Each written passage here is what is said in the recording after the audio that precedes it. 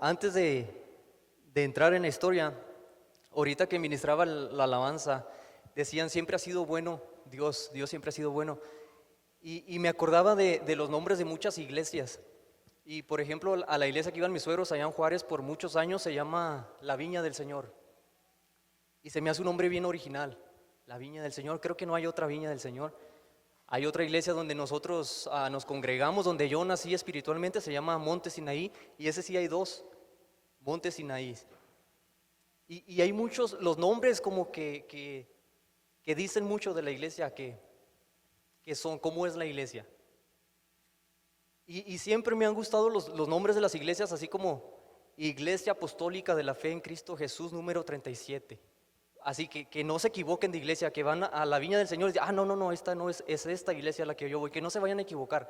Allá a la iglesia que íbamos nosotros, Monte Sinaí, enfrente, cruzando la calle, había otra iglesia, se llama Monte de Dios. Entonces podía haber alguna confusión, ¿verdad? Alguien que invitan al Monte Sinaí se mete al Monte de Dios, pero cuando tiene un nombre, Iglesia de los Santos de los Últimos Días de Jesucristo, como que es inconfundible, ¿verdad? Y me gustan mucho los nombres largos de las iglesias. Tengo un amigo pastor que su iglesia se llama Plenitud del Espíritu Santo y se me hace bien intenso, profundo, se me hace bien agarrado de Dios. Y escuchaba una iglesia que se llama Dios es bueno. Dije, ¿cómo se llama esa iglesia? Dios es bueno. Dije, wow, qué inspirada, qué inspiración, qué original. Pero cuando te das cuenta de lo bueno que es Dios, yo creo que no hay más inspiración más que decir Dios es bueno, porque siempre ha sido bueno Dios, ¿verdad? Entonces eso se me hizo bien sencillo, pero genuino, práctico, una verdad que podemos abrazar nosotros. Entonces nada más les quería compartir esto de la bondad de Dios, de que Dios siempre ha sido bueno, y si nos ponemos a analizar, Dios ha sido buenísimo en nuestras vidas, y eso no se nos tiene que olvidar. Así que ya entramos al mensaje, capítulo 6, versículo 1 de Jueces, dice así: los hijos de Israel hicieron lo malo ante los ojos de Jehová, y Jehová los entregó en mano de Madián por 7 años. Ok, esta es una historia, se las parafraseo, yo sé que muchos de aquí ya se la saben, la han leído, pero tal vez alguien no la conozca. El pueblo de Israel venía, lo acababa bueno, no lo acababa, pero habían salido de Egipto, esclavos por muchos años. Cruzaron el mar en seco, el mar Rojo. Dios los proveyó en el desierto con maná todos los días y vieron muchas señales, milagros y prodigios. Dice la Biblia que había una nube en el día y una columna de fuego en la noche. Y estuvo así todo el tiempo que duraron ellos caminando, estuvo Dios presente con ellos siempre. El otro día que salíamos mi bebé y yo, que ahí está llorando, ¿verdad? Salimos a regar los arbolitos. Y cuando lo saqué y le pegó el sol, hizo los ojillos así como que le caló el sol, entonces le puse la mano, así le hice sombrita. Y me acordaba precisamente de cuando Dios sacó al pueblo de Egipto, que iban en el desierto, y yo me imagino a Dios con su hijo así haciéndole sombrita en los ojos para que no le cale el sol. Y en la noche, estábamos anoche creo, el sábado, a una reunión pequeña familiar que tuvimos y se puso bien fresquecito. Y luego mi niño se quedó dormido y lo agarré en los brazos y estaba bien fresquecito, estaba bien heladito, y lo abracé y lo estaba calentando, y me acordaba claramente de cómo Dios calentaba al pueblo con la columna de fuego y lo iluminaba para que supieran por dónde iban y dejarles sentir su presencia. Entonces vemos esos milagros clarísimos de parte de Dios. Dios libera al pueblo de Israel de Egipto, de una esclavitud bien dura. Se abre el mar, lo saca y comienza a hacer muchos milagros. Pero dice el versículo 1, y los hijos de Israel volvieron a hacer el mal, o sea que les gustaba hacer el mal. No es que les gustara, pero acostumbraban a hacer el mal, de vez en vez. Y dice la Biblia que Dios los entregó por 7 años en manos de los madianitas.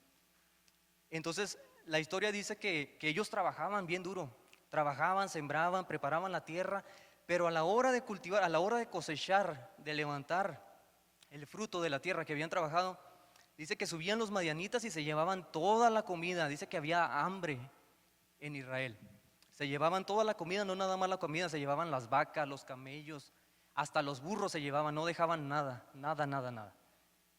Y yo me imagino al pueblo de Dios lo que pensaba en ese momento. Me imagino y me identifico también con él. Trabajar bien duro, por ejemplo, el trigo no sé qué tanto tarda para crecer, pero ha de ser algunos 3, 4 meses. Trabajar bien duro por 4 meses, regando todos los días, cultivando la tierra, preparando, y ya cuando las espigas están llenas de trigo, ya cuando cortan y los costales están llenos de trigo, vienen los madianitas y se llevan el trigo cortadito, limpiecito y con todos los animales para ellos. Y el pueblo de Israel los había entregado Dios, ¿verdad?, en manos de los madianitas. Y se me hace una historia muy familiar, se me hace una historia que miro muy frecuentemente. A veces trabajamos 40 horas, a veces 50, pero el domingo cuando sacamos la cartera ya nada más nos quedan $20. Se me hace muy parecido a lo que está viviendo el pueblo de Israel. Se me hace que metemos horas extras, trabajamos y nos esforzamos y tratamos de ser valientes, pero a la hora de ver el fruto, pues como que la cartera está rota por ahí, no sé, se caen los billetes, no sé, pero nos hace falta, no se ve el fruto, no podemos disfrutar de lo que nos esforzamos mucho para trabajar. Así estaba el pueblo de Israel. Entonces ellos comenzaron a tomar una estrategia medio rara, se fueron a las cuevas, a los montes, y había cuevas, allá se escondían porque venían los madianitas y se escondían, a los que no encontraban pues podían salvar algo de trigo, ¿verdad?, algo de comida. Y dice que una vez estaba un joven que se llamaba Gedeón, estaba en una cueva limpiando el trigo, porque ya sabían, era una regla, ¿sabe qué? Ya creció el trigo, ya lo cortamos, ya no tardan los madianitas. Y se fue a una cueva, se escondió y estaba limpiando el trigo, cuando se le aparece el ángel de Jehová y le habló. Le dice: varón esforzado y valiente. Y me gusta mucho cómo lo llama Dios. Le dice: varón esforzado y valiente. ¿Dónde estaba Gedeón? Estaba escondido en una cueva, estaba corriendo de los madianitas y le dice: varón esforzado y valiente. Es como sarcasmo de parte de Dios, ¿no? Es como sarcasmo de alguna manera, que diga, cuando más necesitados estamos nosotros, por ejemplo, cuando no nos completamos para pagar los biles de este mes, y que se nos aparezca el ángel de Jehová y que nos diga: señor empresario millonario. ¿Qué pasó, Dios? ¿Cómo? Pues si no alcancé a pagar mis biles, ¿cómo me dices eso? Eso es lo que le dice a Gedeón: varón valiente. Y el valiente está dentro de una cueva escondido. Y ya tuvo un encuentro con Dios y lo llama. Y en esto es en lo que me quiero enfocar más. Hay una historia que hemos escuchado muchas veces, la predicación de Gedeón, y cuenta la Biblia que son un ejército de 32,000 soldados. 32,000 soldados que van a enfrentar a un ejército mucho mayor, mucho más grande. Y vemos, hasta hay una película, ¿verdad?, que nada más escogen a 300 soldados, a 300 guerreros, y con esos 300 derrotan un ejército enorme. Y si quieren ver algo así, pues renten la película. Si quieren ver algo así, renten la película y cómprese una bolsa de palomitas, porque lo que la Biblia nos enseña aquí es algo totalmente diferente, y esto es lo que quiero compartir con ustedes. Gedeón primero dice: no, yo no quiero ir, y eso es lo que muchos de nosotros decimos siempre. Dice: no sé, a lo mejor ya no se nos aparece el ángel de Jehová, pero nos habla el pastor: vamos a tener una junta, mira, necesitamos un líder para varones. Dice: no, pues que sabes que yo apenas me voy a bautizar. O decía ahorita de los que se quieren casar: no, pues es que yo apenas tengo 7 años viviendo en unión libre, todavía me falta, ¿verdad? Cuando nos habla Dios y nos dice: mira, quiero que hagas esto, entonces nosotros decimos: no, ¿sabes qué? ¿Saben lo que le contestó Gedeón a Jehová? Le dijo: Señor, soy el más pequeño de mi casa, de la tribu de Manases, de la más pequeñita. ¿Y por qué no escoges a Judá? ¿Por qué no escoges a otra tribu más machín? A alguien más experimentado, a alguien que sepa usar la espada. Dice: yo estoy bien chiquito, pues no estoy tan fuerte. Y me encanta porque Dios le dice: mira, con tu fuerza librarás a Israel. Y se me hace sarcástico otra vez, porque no era un físico-culturista, no era un hombre que no salía del gimnasio, era un hombre común y corriente. Dice: con esta tu fuerza, tú librarás a Israel. Y me encanta porque eso es lo que Dios nos dice, eso es lo que Dios nos reta. Esta semana estaba escuchando un mensaje y luego dice: ¿cómo darse cuenta cuando eres llamado por Dios? Y dice el pastor, dice: es bien fácil darse cuenta cuando Dios te llama. Dice, cuando no quieres entrarle, cuando no quieres hacer lo que tienes que hacer, entonces es muy probable que Dios te haya llamado. Y me dio mucha risa porque yo siento que Dios me ha llamado y todavía la pienso, todavía digo, estoy chiquito, mejor manda a alguien más grande, mejor manda a alguien que se graduó del instituto bíblico, mejor manda a alguien que ya tiene 23 años en el evangelio. Y queremos excusarnos y justificarnos como Gedeón. Dijo, no, Señor, yo no sé, ¿por qué no mandas a alguien más? Dice, es fácil darse cuenta cuando Dios te escoge, porque cuando Dios te escoge, miren, por ejemplo, a mí me gusta mucho la construcción y pintar. Y si Dios me escoge para pintar aquí, yo le entro, yo solo pinto este edificio. Porque yo sé, yo lo sé hacer y no tengo miedo y yo lo puedo hacer solo. Pero cuando Dios dice, levanta un grupo en Chaparral, haz una misión. Yo, ay, no, Señor, estoy chiquito, no puedo, mejor escoge a alguien más.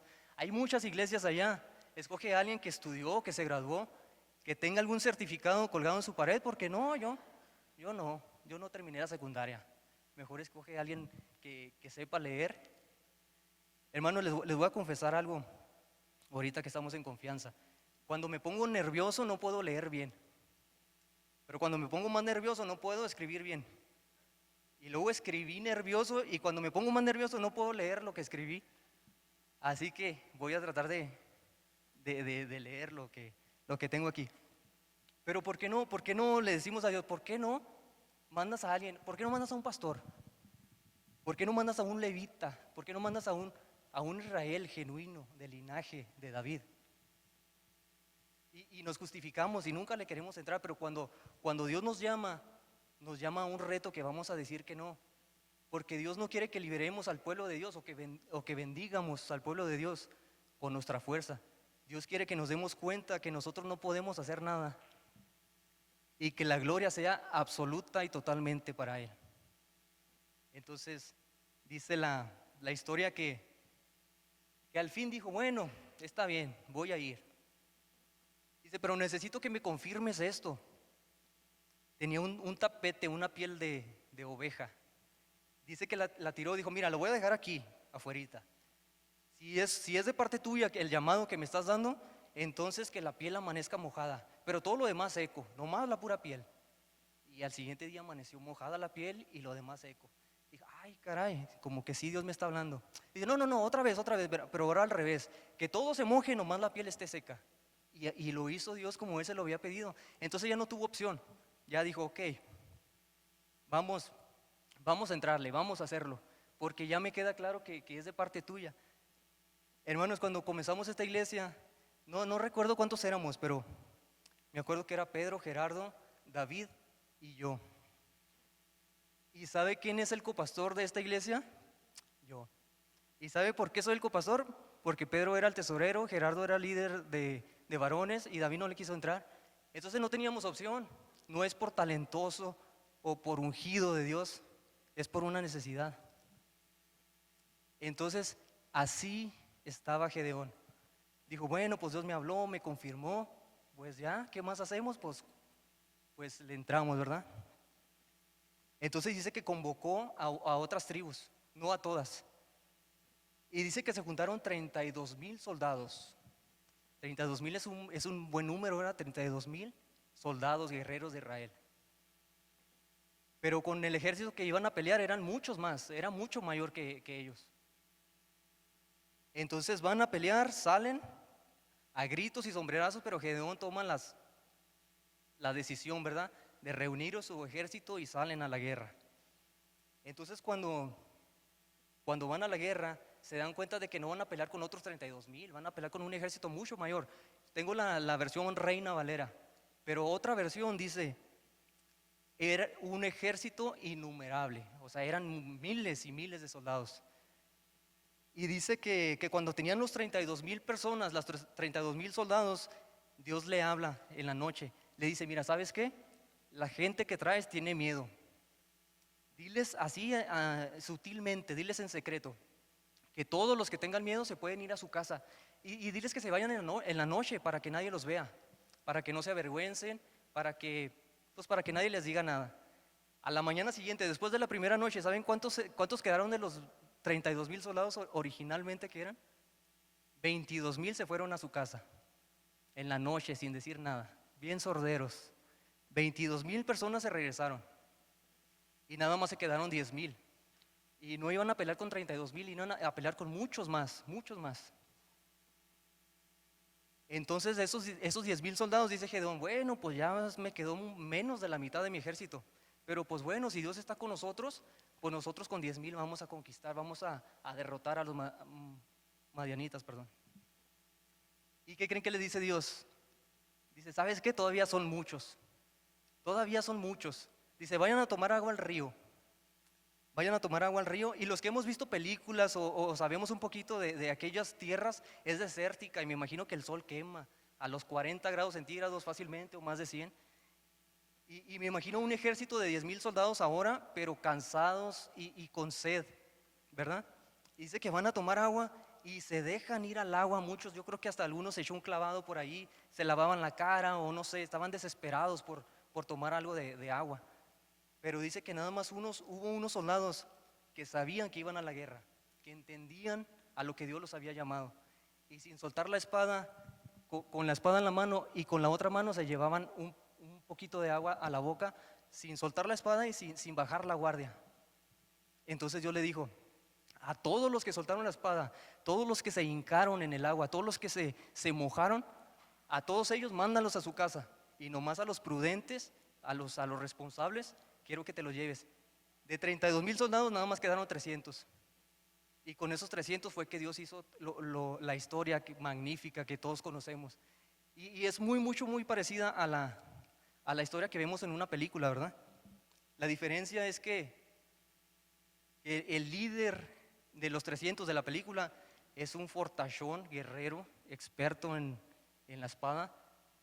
Pero Gedeón ¿qué estaba haciendo en la cueva escondido? Estaba limpiando el trigo, era un agricultor, flaquito. Y luego le dice Dios, con esta tu fuerza. O sea que no era muy musculoso, que digamos.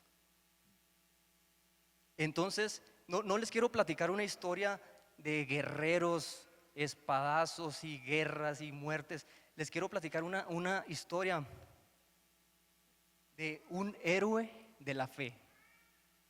Y quiero que veamos 5 lecciones para ser un héroe de la fe. No héroes de espadas y de flechas y de guerras y ejércitos, porque yo creo que ya nos han predicado mucho eso.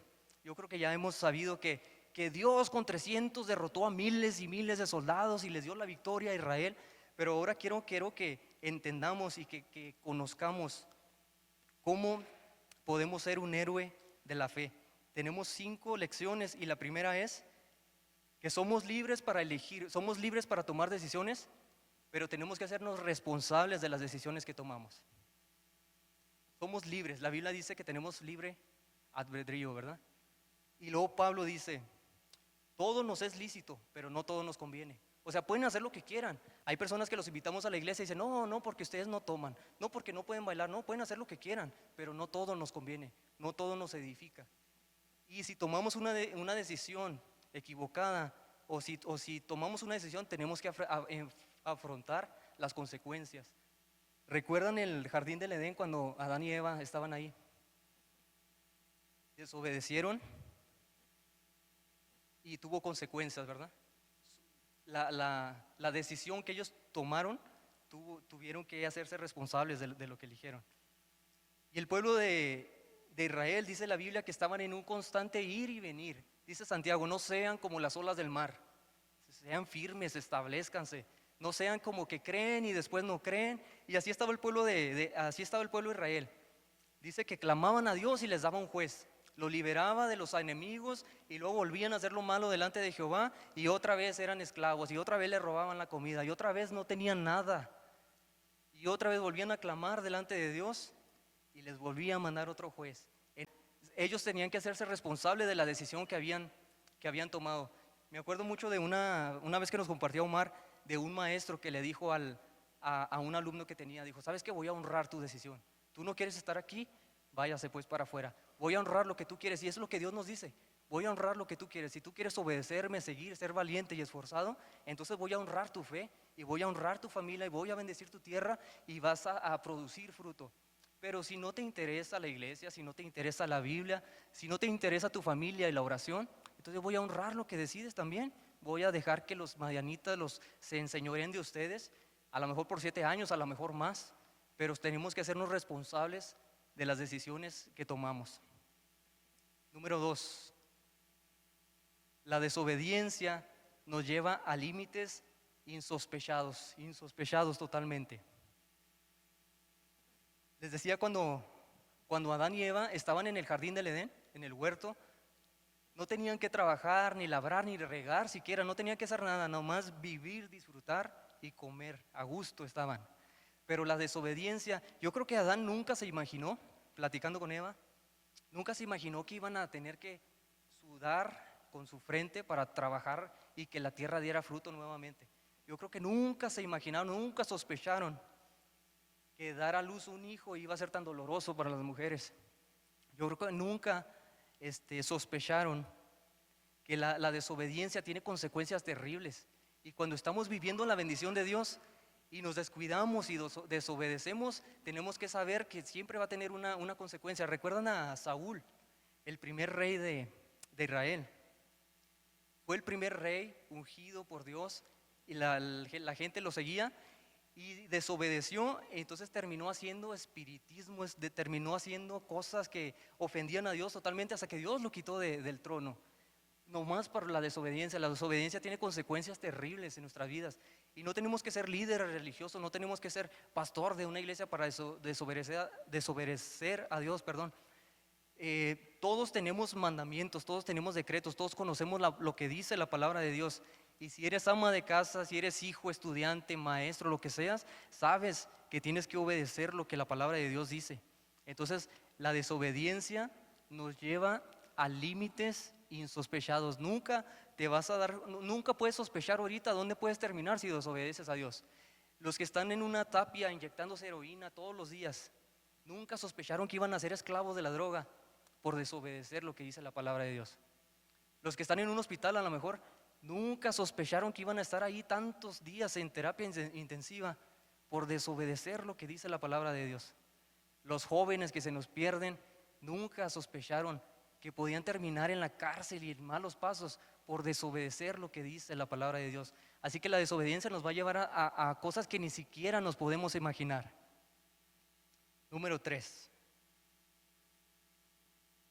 Lejos de Dios nada podemos hacer. Hay muchas teorías nuevas que piensan que Dios no existe, que niegan la existencia de Dios, que dicen que el Big Bang y que cosas así, ¿verdad? Pero lejos de Dios nada podemos hacer. Israel moría de hambre y de coraje, de ira al mismo tiempo. Imagínense. Se llevaban la comida y obviamente por consecuencia había hambre entre la gente. Pero aparte de hambre había coraje y enojo. A lo mejor se atreverían a decir algunos: Señor, pero ¿por qué permites esto? Trabajamos tantas horas extras, tengo 2 trabajos, mantengo mi casa y no veo el fruto de mi trabajo. Yo creo que así estaban los israelitas. Dice la Biblia: el que no quiera trabajar tampoco coma. Pero no es el caso aquí. Ellos trabajaban y trabajaban duro, pero de todos modos no comían, porque estaban lejos de Dios.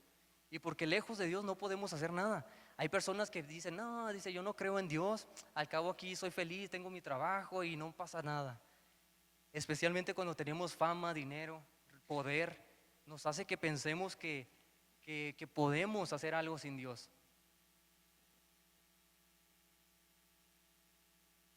Pero tenemos que reconocer que Dios es el dador de la vida, Dios es la esencia. Me encanta Juan cuando dice que nadie puede amar si no tiene a Dios, porque Dios es amor. Entonces hay muchas novelas que, ay, te amo y que no sé qué tantas cosas y amor y promueven el amor, pero dice la Biblia que si no tienes a Dios, entonces no puedes amar, porque Dios es la esencia del amor, Dios es el amor mismo. Entonces a mí me encanta ver, una vez mirábamos una propuesta de matrimonio en Facebook y el chavo le llevaba serenata a la muchacha y estaba llorando, hincado allí, decía que la amaba y todo. Pero yo pensaba: ¿cómo puedes amar a alguien si tú no tienes a Dios? Necesitas tener a Dios para poder amar a los demás, ¿verdad? El número 4, el arrepentimiento nos vuelve la capacidad de escuchar la voz de Dios. El arrepentimiento nos vuelve la capacidad de escuchar la voz de Dios. Dice la Biblia que si pecamos, pero nos arrepentimos y nos apartamos del pecado, tenemos un abogado, ¿verdad? Para con el Padre. Entonces, eso es una clave, porque todos pecamos seguramente, pero la clave es arrepentirnos. El arrepentimiento nos conecta con Dios nuevamente. Vemos aquí que la Biblia dice que Dios los entregó por 7 años. ¿Hasta cuándo? Hasta que el pueblo clamó otra vez. Yo me imagino que ya estaban cansados, hambreados, cansados, estresados de tanto trabajar y no poder disfrutar de lo que trabajaban. Hasta que se hartaron y dijeron: Señor, perdónanos. Se humillaron y se arrepintieron. Entonces Dios levantó a un varón valiente, a Gedeón, para que los librara. Dijo que les voy a mandar a un juez para que los libre. Otro dato curioso también, me estaba acordando de mi papá, porque Gedeón fue el quinto juez, y mi papá es el quinto hijo de 12 hermanos. Y una vez que estamos platicando, dice, sí, estamos platicando de los hermanos y cuántos hijos y todo esto. Dice, a mí por eso me pusieron Carlos. Digo, ¿por qué? Dice, porque soy el quinto. Dice que es Carlos quinto. Bueno, pues me acordé de mi papá porque Gedeón era el quinto juez.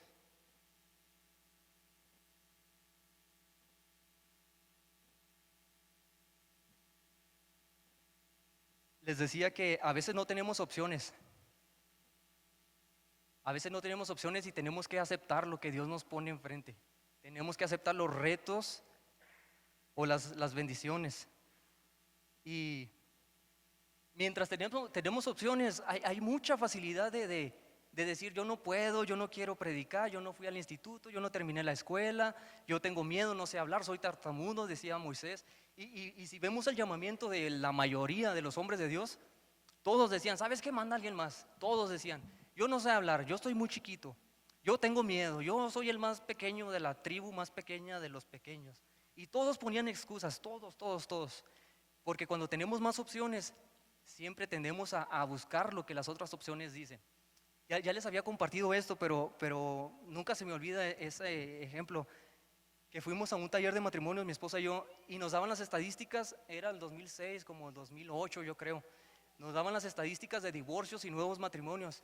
Y en el 2008 los divorcios habían superado los nuevos matrimonios. Entonces nos daban las estadísticas y eran datos sorprendentes. O sea, se divorcian más personas al año que los nuevos que se casan. Y luego dice el pastor, dice: ¿por qué creen ustedes que pasa esto? ¿Qué es lo que necesitan? Y éramos algunos 20 personas y comienzan a opinar, todos cristianos comienzan a opinar: ¿sabe que necesitan terapia? Necesitan algo, una actividad juntos, necesitan hacer esto. Y todos eran muy buenas opciones, todos eran sugerencias muy buenas. Hasta que se levantó alguien y lo dijo: ¿saben qué? Necesitamos a Dios.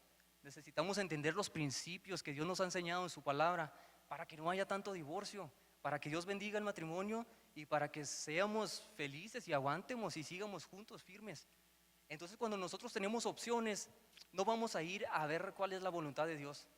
Cuando tenemos necesidad económica, no vamos: Señor, suple un trabajo, mira, no ayunamos 40 días, vamos a jugar un Mega Million a la gasolinera, vamos a comprar un ticket de la lotería, vamos a entrarle a un negocio mal habido, vamos a hacer cualquier cosa, pero no vamos a ir a los pies del Señor, no vamos a ir a buscar la dirección de Dios. Cuando tenemos una necesidad física en el cuerpo, una enfermedad, ¿quién clama a Dios lo primero que hace? ¿O quién va y abre el gabinetito de las pastillas porque le duele la cabeza? Cuando tenemos alguna necesidad, sea lo que sea, siempre vamos a estar chequeando opciones diferentes, porque es nuestra naturaleza. Nuestra naturaleza, igual que el pueblo de Israel, quería ver un becerro de oro, quería ver un Dios que podían tocar y mirar. Así estamos nosotros también. Necesitamos algo y vamos con la comadre, vamos con Walter Mercado, vamos con cualquier persona que nos pueda dar una dirección y que nos diga: ¿sabes qué? Hazle así o hazle así, pero no vamos con Dios, se nos olvida Dios. Una vez nos propusimos, mi esposa y yo estábamos solos y queríamos comprar una trailita. y buscamos por todo el mundo, buscamos préstamos, ¿no? Y queríamos empeñar el título del carro y no nos lo aceptaron. Y buscamos por todos lados, por todos lados. Y no nos completábamos una trailita chiquita que estaban vendiendo. Y dijo la señora, ¿saben qué? Si para el viernes no me traen el dinero, pues la voy a vender porque ya tengo otro comprador que sí tiene el dinero junto. Y buscamos por todos lados, compré 3 Mega Million, pero no le pegué. Pedí préstamos, hicimos y deshicimos y no pudimos a completar lo que costaba la trailita.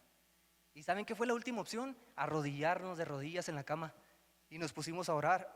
Y luego al siguiente día dice mi esposa, hey, ¿sabes que ya conseguí dinero? Y compramos la trailita, gloria a Dios. Pero si la primera opción hubiera sido orar, no hubiéramos tenido que empeñar nada, ni vender nada, ni pedirle a nadie. Porque Dios siempre es lo que tenemos que tener en cuenta, tiene que ser siempre nuestra primera opción. Otra vez se nos atrasaron los pagos del terreno. Ya teníamos otra traila más bonita y otra traila más grande. Pero teníamos que estar pagando una mensualidad de un terreno. Y debíamos un chorro, debíamos como 3 meses. Y mis opciones como varón, valiente y esforzado como Gedeón, era esconderme en una cueva a juntar trigo, era meter más horas extras, era no sé, hacer trabajos después del trabajo. Eran muchas cosas, menos buscar a Dios. Hasta que, no recuerdo qué fue lo que pasó, pero el caso que juntamos, porque cuando te atrasas un pago lo puedes dar, pero cuando te atrasas 2 o 3, tienes que dar 2. Entonces, si dar 1 se te hace difícil, dar 2 es mucho más difícil. Entonces no recuerdo qué fue lo que pasó, pero junté el dinero para los 2 pagos. Pero debíamos como 4 meses. Y yo me llevé el carro al trabajo y mi esposa se quedó a pie. Entonces la oficina de la casa está como a unas 3 calles, unas 3 cuadras. Y le dije, bueno, pues ya me voy a trabajar, aquí está el dinero, vas a dar los pagos. Y dice que iba caminando, no, nada más tenía un mes. Nada más tenía para un mes y fue a dar su pago. Dice que cuando iba caminando, pues iba orando, ¿verdad? Y cuando llegó, le dijo, ¿sabes qué? Estamos en febrero. Dijo, vengo a pagar noviembre, dijo, vengo a pagar agosto, quién sabe en cuál mes estábamos bien atrasados. Dijo, oye, vengo a pagar este mes. Y no le encontraban en la computadora. Dice, ¿cuál es tu nombre? ¿Cuál es tu dirección? Pues esta dirección y este nombre. Dice, no. Dice, sí, vengo a pagar noviembre. Dice, no. Entonces al final le hablaron a otra muchacha, revisó la computadora y todo. Dice, oye, dice, tú ya estás al corriente aquí. Dijo, no, pues nos quedamos en noviembre y estamos en febrero, en enero, febrero. Y dice, no, dice, mira, es que sabes que vino el señor Cocuid, el dueño de los terrenos, y dijo que les perdonaba esos 4 meses. Entonces él nomás firmó así y nos dejó los 4 meses pagados. Nos quedamos al mero corriente. Entonces en lugar de pagar enero, pagamos febrero ahora ya. Y nos venía, y dice que venía llorando cuando venía. Porque Dios se mueve de formas maravillosas, porque no necesitamos meter horas extras y no necesitamos jugar la lotería, no necesitamos pedir prestado o asaltar a alguien para poder suplir las necesidades que Dios ha prometido suplir para nosotros. Lo malo es que la respuesta que usualmente le damos a Dios siempre es la misma que le da a Gedeón. ¿Sabes qué? Manda a otro, manda al pastor. ¿Sabes qué? Mejor manda, no sé, al hermano Lino que predica más chida. Porque nosotros no queremos entrarle, no queremos. Yo cuando leo la historia de Gedeón, no veo a un varón valiente, musculoso, que diga, te voy a escoger porque estás bien fuerte, porque eres el mejor guerrero de la tribu de Manases. Dice, no, dice, ve con esta tu fuerza, dice la Biblia, ve con esta tu fuerza. Y eso me encanta porque dice, así como estás todo ñanguillo, vas a ir a conquistar un ejército de miles y miles. Porque Dios no se fija en la fuerza que tengamos. Porque si Dios le hubiera dicho a Gedeón, ¿sabes qué? Yo te voy a fortalecer, tú vas a ser un Sansón, tú vas a ser un Hércules. Y ¿saben lo que hubiera hecho Gedeón? Se hubiera inflado, se hubiera creído mucho como muchos tienen por costumbre y se hubiera torcido de la voluntad de Dios. Pero Dios le dice, ¿sabes qué? Ve con esta tu fuerza, yo sé que estás bien ñanguillo, yo sé que no vas a poder, pero yo estoy contigo. Y eso es lo que me encanta que Dios le dice a Gedeón. Cuando el ángel de Jehová se le aparece, le dice, yo estoy contigo. Y Gedeón le responde, Señor, entonces si tú estás con nosotros, ¿por qué nos ha pasado de esto todos estos años? Pero la pregunta del ángel, ¿cuál es? Lo que Jehová le dice, yo estoy contigo, el presente. El Salmo 23 es en el futuro, ¿verdad? Dice, Jehová me pastoreará, me guiará por sendas de delicados pastos, me confortará mi alma en el futuro, futuro, futuro. Pero el ángel de Jehová le dice, yo estoy contigo en el presente, ahorita. Y luego, ¿con quién le dice? Contigo, no le dice que estoy con todo el pueblo. Dice, yo estoy contigo. Y Gedeón le contesta, si estás con nosotros, o sea, eso no fue lo que Dios le dijo. Dice, yo estoy contigo. Y Gedeón mete en el mismo paquete a todos los demás. Dice, bueno, si estás con nosotros, entonces ¿por qué nos quedamos sin comer? Entonces ¿por qué no me rinde el cheque? Entonces ¿por qué se me enferma mi hijo? Entonces ¿por qué se me murió mi mamá? Le dice, estoy contigo. Y a veces no escuchamos la voz de Dios. A veces para escuchar la voz de Dios, dice un pastor argentino que me gusta mucho escuchar, dice, cuando tú le clamas a Dios le tienes que clamar gritando, tienes que gritarle, Señor, ayúdame a clamar. Pero cuando Dios te responde, tienes que poner atención al susurro de Dios. Regularmente la respuesta de Dios no es un grito. No te va a decir, ahí te va tu bendición. Te va a decir, ok, aquí dale por la izquierda. Un susurro suave que si no ponemos atención nos vamos a perder de lo que Dios nos dijo. Y así está Gedeón. No escucha lo que Dios le dice. Dios le dice, estoy contigo. Dice, entonces, ¿por qué todos tenemos hambre y por qué estamos oprimidos por los mañanitas? Dice, porque no saben escuchar la voz de Dios. La voz de Dios es un susurro suave, tenue, que tenemos que acostumbrar el oído, tenemos que practicarlo. ¿Saben por qué no escuchamos la voz de Dios? Porque nunca nos ponemos a escucharlo, porque no prestamos atención a lo que Dios dice. Porque queremos estar siempre teniendo el primer lugar, siendo el centro de atención de las cosas, de las situaciones. Que cuando Dios nos habla, nosotros mismos estorbamos la dirección que Dios nos dio. Nosotros mismos hacemos que se pierda la dirección que Dios nos está dando. Ya voy a terminar, hermanos. Les quiero compartir aquí unos detallitos.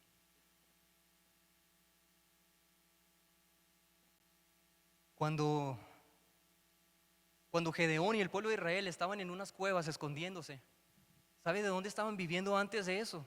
Estaban viviendo en la tierra que fluye la Eshimia. Estaban en una tierra que había gigantes y los habían derrotado, los habían corrido y ahora ellos eran los dueños, amos y señores de la tierra. Pero le andaban corriendo a los madianitas porque les quitaban el trigo. Entonces yo me imagino al pueblo de Israel diciendo, nos hablaron de un mar que se abrió, pero ¿por qué no se abren las oportunidades pues? ¿Por qué no puedo conseguir trabajo ahorita? O nos habían hablado que caía maná del cielo todos los días, ¿y por qué batallamos pues para llenar el carrito en el supermercado? Nos habían hablado que tú sanabas a las personas nomás con soquete, con lodo en los ojos y les devolvías la vista, pero ¿por qué los hospitales están llenos de personas ahorita? Nos habían hablado nuestros padres que resucitabas a los muertos, ¿y por qué nuestros parientes ya no están con nosotros?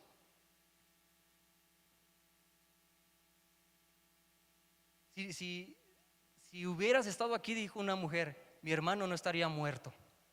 Si tú hubieras estado aquí, mi vida sería diferente. ¿Por qué? Porque si sanaste a un paralítico y a un leproso, ¿por qué no puedes suplir un trabajo digno para una persona que batalla para conseguir un trabajo en estos días? ¿Por qué si el matrimonio es una institución de Dios, entonces se levantan tantas leyes torcidas que dicen que si Juanito se quiere casar con Pedrito se pueden casar ahora?